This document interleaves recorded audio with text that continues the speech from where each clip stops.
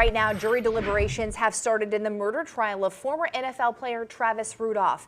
New video showing Rudolph's family and friends outside the courtroom moments after the jury was sent to deliberate. Our Caleb Califano has been in the courtroom throughout the entire trial. He joins us live now outside of the courthouse. And Caleb, we understand that the jury just came out to ask a question.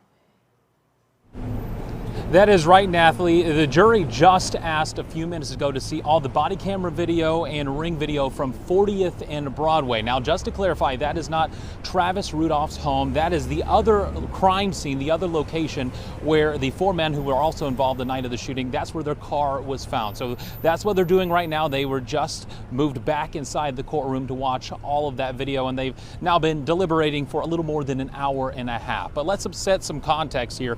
Travis Rudolph, he's a former NFL player, a Cardinal Newman star. He's charged with shooting two people, killing one outside his family's Lake Park home in April of 2021. Now, according to the sheriff's office report, 4 people showed up to Rudolph's house after one of them got a call from Rudolph's girlfriend that they got into an argument. After a fight outside, Rudolph then grabbed a gun and shot at them as they drove away, an action he claims he did in self-defense. But that's where the state disagrees. They believe Rudolph wasn't in danger at the moment of the shooting and that he was the one who pursued the 4 men. Now, there's been emotion inside the halls near the courtroom, and they've been described as hopeful and tense. This video that you've already shown, Travis' family and friends, they're praying for a not guilty verdict. And this morning, we talked to Travis' sister on what a not guilty verdict would mean for the Rudolph family.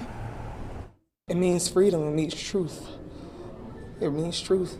God set us free, and they have the truth now. I mean, the world's seeing everything, and now it's up to the jury to make the decision.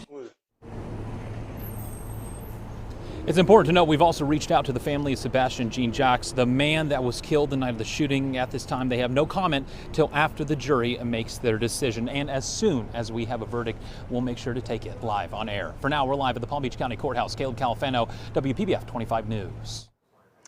Caleb, thank you. And when the jury reaches a decision, we will be sure to let you know both on air and online. For the very latest developments, make sure to download our WPBF 25 News app.